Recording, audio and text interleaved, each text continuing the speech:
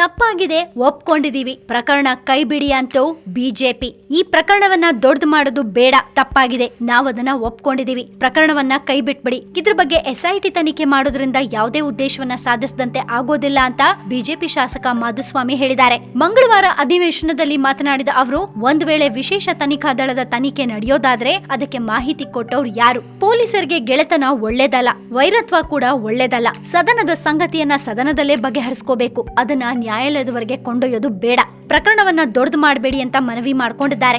ಒಂದು ವೇಳೆ ತನಿಖೆ ನಡೀಲೇಬೇಕು ಅನ್ನೋದಾದ್ರೆ ಎಸ್ಐಟಿ ತನಿಖೆ ಬೇಡ, ಸದನ ಸಮಿತಿ ರಚಿಸಿ ಅಥವಾ ನ್ಯಾಯಾಂಗದ ತನಿಖೆ ಮೂಲಕ ವಿಚಾರಣೆ ನಡೆಸಲಿ ಅಂತ ಅಂದ್ರು. ಇನ್ನು ವಿಶೇಷ ತನಿಖಾ ದಳದಿಂದ ತನಿಖೆ ನಡೆಸಿ 15 ದಿನಗಳ ಒಳಗೆ ವರದಿ ಬಹಿರಂಗಪಡಿಸಬೇಕು ಅಂತ ತಮ್ಮ ತೀರ್ಮಾನವನ್ನ ಮರುಪರಿಶೀಲಿಸಬೇಕಂತ ಮಾಧುಸ್ವಾಮಿ ಅವರು ಸ್ಪೀಕರ್ ರಮೇಶ್ ಕುಮಾರ್ ಅವ್ರನ್ನ ಕೋರಿದ್ದಾರೆ. ಸದನಕ್ಕೆ ಸಂಬಂಧಿಸಿದ ಪ್ರಕರಣವನ್ನ ವಿಶೇಷ ತನಿಖಾ ದಳಕ್ಕೆ ವಹಿಸಿದ ನಿದರ್ಶನ ದೇಶದಲ್ಲಿ ಇಲ್ಲ. ಹೀಗಾದ್ರೆ ಇದು ದೇಶದ ಇತಿಹಾಸದಲ್ಲೇ ಮೊದಲ ಪ್ರಕರಣ ಅಂತ ಅನಿಸ್ಕೊಳ್ಳುತ್ತೆ. ಹೀಗಾಗಿ ಇಂತಹ ಕಪ್ಪು ಚುಕ್ಕೆಗೆ ನಾವು ಉದಾಹರಣೆಯಾಗೋದು ಬೇಡ.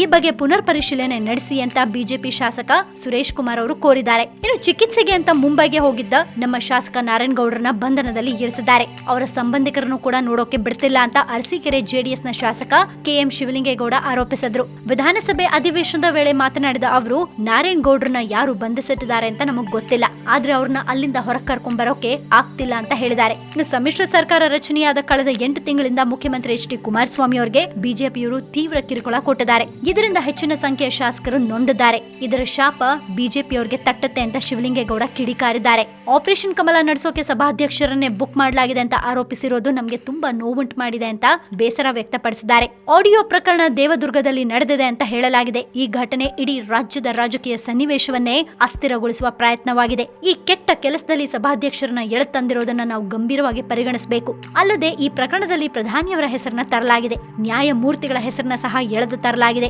ಇಂತಹ ಗಂಭೀರ ಪ್ರಕರಣವನ್ನ ಇಲ್ಲಿಗೆ ಬಿಟ್ಬಿಡೋಕೆ ಹೇಗ್ ಸಾಧ್ಯ ಅಂತ ಪ್ರಶ್ನೆ ಮಾಡಿದ್ದಾರೆ.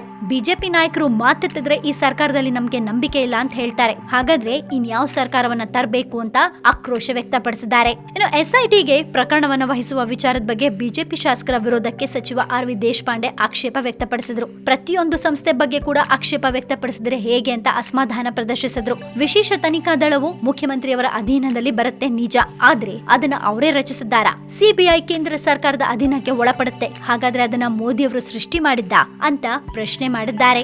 ಒಟ್ಟಾರೆ ಇದೀಗ ಬಿಜೆಪಿ ತಪ್ಪೊಪ್ಕೊಂಡಿದೆ, ಇದನ್ನ ಇಲ್ಲೇ ಬಿಟ್ಬಿಡಿ, ನಮ್ಮಿಂದ ತಪ್ಪಾಗಿದೆ ಅಂತ ಕೂಡ ಒಪ್ಕೊಂಡಂತಾಯ್ತು. ಮುಂದೆ ಏನಾಗತ್ತೆ ಅನ್ನೋದು ಕಾದ್ ನೋಡ್ಬೇಕು.